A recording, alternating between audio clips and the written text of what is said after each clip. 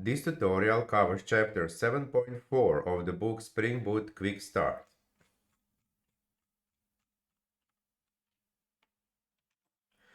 This chapter shows how to use Model Mapper library to do the mapping between DTO and the entities. A model mapper maps properties between Java classes by matching their setters and getters. By using standard matching strategy, it will match setters and getters that have the same names. These setters and getters can be created manually, or you could use Lombok's data annotation to generate them automatically. Here is an example of how to use a model mapper. So this is a DTO, and our intention is to transfer properties from DTO into author and book entities. To transfer these properties into author entity and to transfer this property into book entity. So our entities are using these Lombok data annotations to automatically create getters and setters that will be used during the mapping. Other than that, no additional changes to our DTO or the entities are needed. So in order to use model mapper inside the controller, we can have a following code. First, we create instance of model mapper, and then we simply call the map method by using our DTO as a first parameter and then specifying the type of class which needs to be generated. In this case, author entity, and in this case, book entity. And then model mapper will intelligently map properties from author class and DTO class to create author entity. And here is just an example how we can then use created entities to display some return value from the endpoint. This shows that using model mapper is very simple when properties have the same names, but in case customization is needed, then we need this code in order to map properties with different names. So if, for instance, if DTO were to have following name for these properties, which now differ from the names in the author entity, we need to specify this mapping to tell Spring Framework that author name, DTO author name should be mapped into author name, and that DTO author age should be named into author age property. This can be done by using this code, this part of the code. Here we are using our instance of model mapper to create a type map. Type map defines additional customization when we want to convert author DTO to author entity. Then we use our instance of type map to define additional customizations. So these two lines are used to create mapping between properties that have different names, between DTO property author name and author name, and between DTO property author age and author age, as mentioned here, between these properties and these properties which have different names. And this line here is used to skip certain properties in the destination object in our entity class so that they don't get set during the mapping. So here we are saying that age property, or more specifically set age setter, is not to be used. This means then when our author book DTO is being used to create our author entity, age property will not be set, it will remain empty as null. So only name property would be set. we will now go through 3 examples that show in more detail how to use a model mapper. So this first example explains how to use default mapping, which was actually already covered with these code snippets.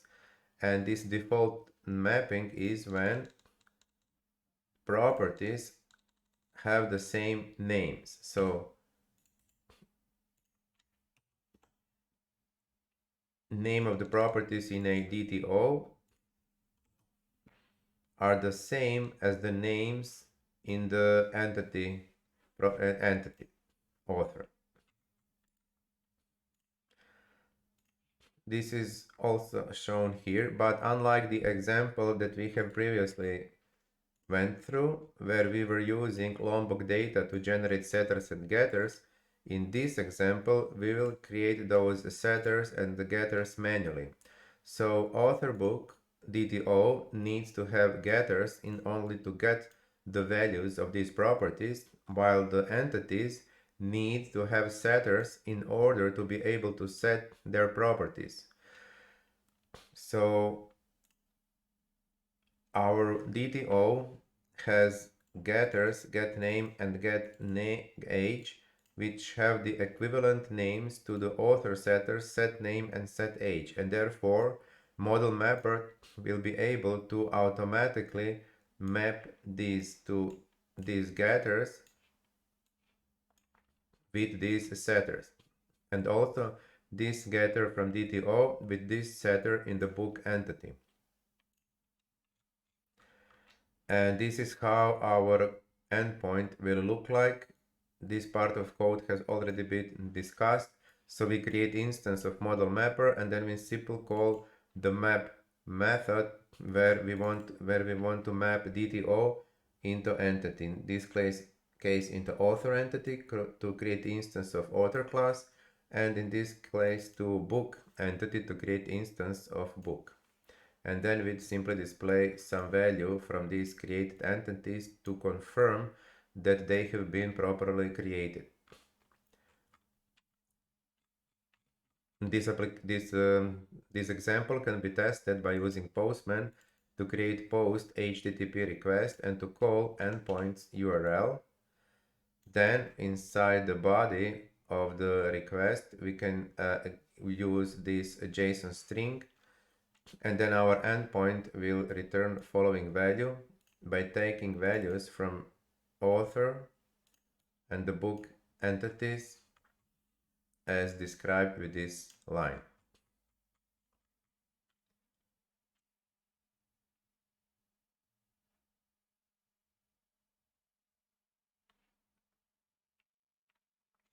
Now for this to work, for model mapper to work, we need to add following dependency to our POM XML class.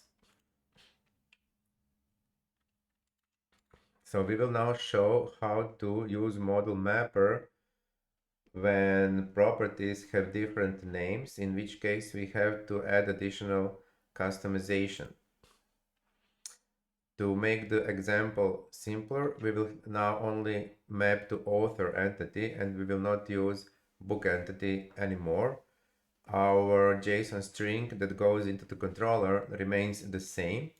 Our entity author also remains the same with the same names for the setters, but our DTO will now have different names for these two properties. And since these names are not equivalent to these names, then we have to do specify the mapping between those, which can be done using these lines here, which was already mentioned before. So we first create a type map between author DTO and author, and then we define which getters of DTO should be mapped to which setters of the author. So we are mapping this getter with this setter and this getter with this setter. So we are mapping these two getters of the DTO class with these two setters of the author class. And then when we call the map method on the model mapper to map DTO to author, these mappings will be taken into account, and model mapper will properly get value from this getter and use it as input parameter to this setter, and the similar goes here. So here is how we do additional customizations to model mapper when we need to map properties between DTO and entities that have different names. This application can be tested by using Postman to create post HTTP request and to call endpoint URL. We will place this JSON string inside the body of the request, and our endpoint will then give us following result by taking values from the created author entity as defined by this string returned by our endpoint. And in this last example, we will show how to further customize model mapper by specifying properties inside the entity which are not supposed to be mapped or populated. We will here create an example that receives the same JSON string as before. Our DTO will have these getters, but during the mapping we don't want this property to be set, or in other words, we don't want this setter to be used. We don't want to get that our model mapper gets value from getAge of DTO and to use that value as input parameter to setAge. So to exclude certain setters from destination object, in our case author entity, inside the controller we can use following piece of code. Here, first we create a type map that is used for mapping between DTO and author, and then we specified additional customizations for that type of mapping. In this case, we are specifying that mapper should skip this setAge setter of the author entity and do not use it during the mapping.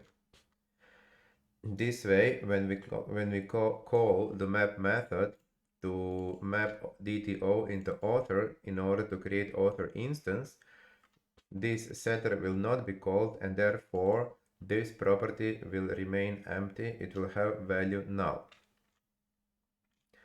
We can test this application by using Postman to create post HTTP request and to call endpoints URL. We can then enter this JSON string into the body of the HTTP request, and our endpoint will return following value. It will return the name of the author entity, but the age of the author entity will remain null. So when creating this string, which is being returned by the endpoint, this value will remain null because we have specified that this author setter is not to be used. And since this author setter is not used, then the property age will never be populated and it will remain null.